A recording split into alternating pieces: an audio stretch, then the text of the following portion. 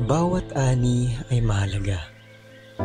Berde at malawak ang mga lupain sa baryo ng Makaranas. Saang dako man ay napapaligiran ng palayan, kaya't pagsasaka ang karaniwang trabaho ng mamamayan. Kung titingnan, ang mapayapang tanawin ay animoy simple lamang, pero tulad ng maraming magsasaka, sa aanihing palay lamang sila kumukuha ng pag-asa. Kilala mo po yung pulis? Oo, opo. Oo, kilala ko, taga Makaranas ito. Oo, nagkilala ko ay Ito si pulis. Kilala siya bilang isang magsasaka at may-ari ng mga lupain dito sa baryo ng Makaranas.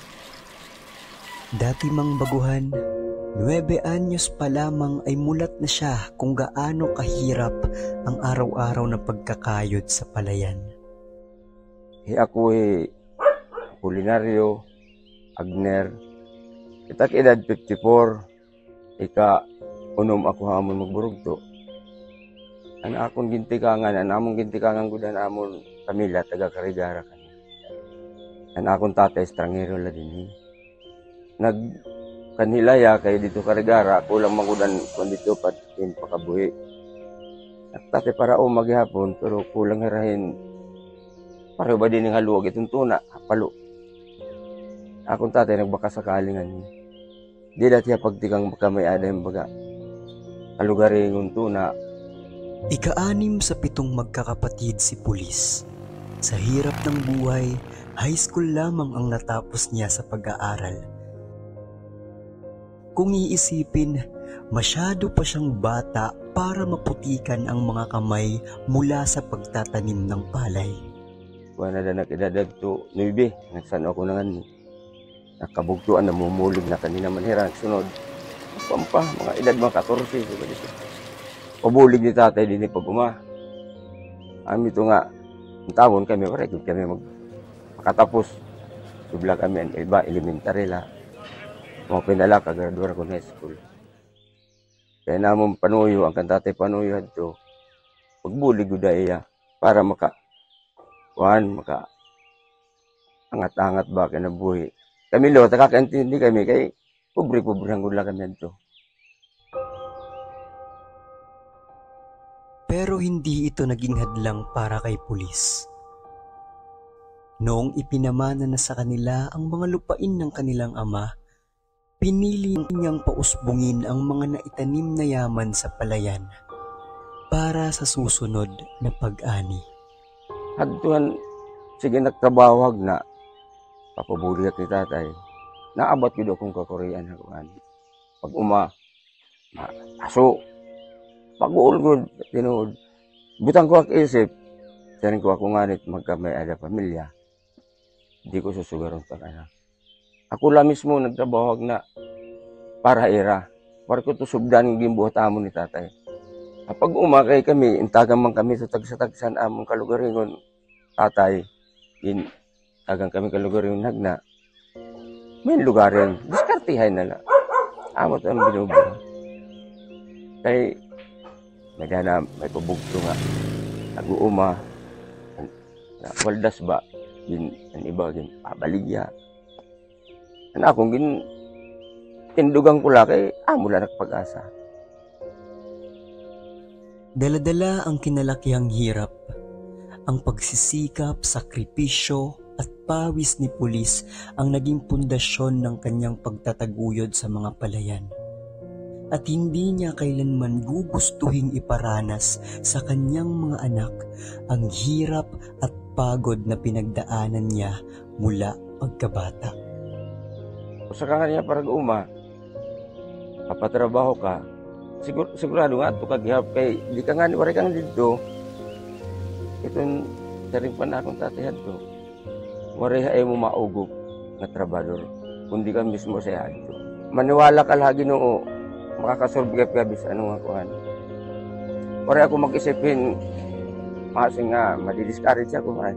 Nandiguro lang ka nandiguro.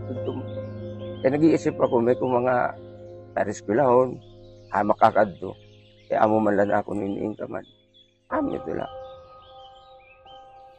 Para kay pulis, ang pagsasaka ay higit pa sa isang trabaho. Ito ay isang paraan ng pamumuhay. Mula pagkabata, natutunan niya na ang kahalagahan ng pagsisikap at pagtsatsaga. Nadire ako nga bumulig hira pag uma. Kay anakong ginagian, di ko karuyag magian nira. Isusumatan ko hira nga makuri pag uma. Para hira, mandiguro pang iskila. Ginagawa niya ito para maitaguyod ang kanyang pamilya sa pagtupad ng kanyang pangarap na maipamana sa kanyang mga anak kung ano ang hindi niya naipatupad para sa sarili, ang pag-aaral. Kuan, ito akong kimpapasalamatan niya ako may hagna. Kaya bisang kura ko kwarta, kuras ito nanginginang lantak mga anak in confusion, pamarasay. Nakakapangutang ako, kay may kuhagna.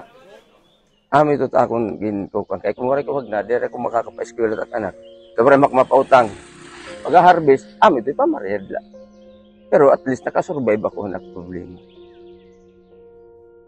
Sa kasalukuyan, 3 na mula sa 6 na anak ang napagtapos ni pulis sa kolehiyo. Samantalang ang naiwang 3 ay nagpapatuloy pa rin sa pag-aaral. Kita akong mga anak tulo pala't nakatapos, may dapat ako tutulo. Ako pangarap ko nga tirangatan magpakatapos. Ako hakon wari ko na pangarap kita kidad dumla itong bina ko mga ngarapin ano pa man herala at pangarap. Ako mita la hera nga may da maupay nga kabubuas. Ngayon, isa na si pulis sa may mga pinakamalawak na palayan at angkatan ng bigas sa baryo ng Makaranas. Ang kanilang mga ani na may naiaangkat nila sa iba't ibang barangay. Islahain kami na, pilila kami kung nain malpresyo at kami pag babalik. Diri, taga-iba nga mga barangay nga. Diri, may daman din yung mga kapatilasta na namamalit. Tupong lahat kung ano't gimamahali nga presyo, tupong manira. Ang pagtataguyod nila sa palayan ay hindi lamang para tustusan ang mga pangangailangan ng kanyang pamilya, kundi para na rin sa paghahanap buhay ng iba pang mga magsasaka sa kanilang komunidad. Kagaya ni Kuya Rodelio na mahigit 15 taon nang nagtatrabaho kay pulis.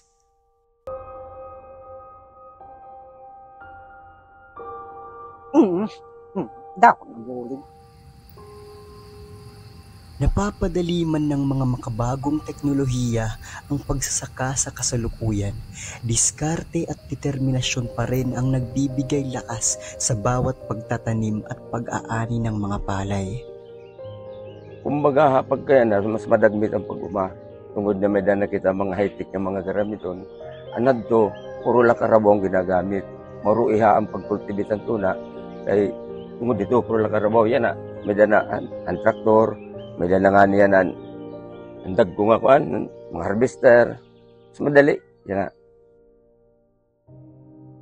Kung umabot man panahon na pamanahan na kaming tuna, itihimuon ko ito na tuna kay titindugan ko yung negosyo para makabulig akong pamilya, ang mga tao nga natrabaho ako, tapos ang mga tao nga nangangailangan. Kita akong lag kay makabulig ang mga bumulig ako. Amo ito nakuha, bilib ako iya kay bisan kami nagkukuri pang-eskwela ng mga ano, sige lagi ha. Padayon nagtukang panugod kay proud ko amo nak na asawa. Ngaran la sugad ba para umala. Para tikang namon mo wala yang gikan. Gakuan nagkukang pala kami asin sa baga paniguro baga nakakaon na ganmanhin baga ano inin isda nga prinito. Sa bawat butil ng bigas na kanyang inaani, nangangarap si pulis ng mas magandang kinabukasan para sa kanyang mga anak. Ang nais niya lamang ay magkaroon sila ng mga pagkakataon na hindi niya naranasan noon.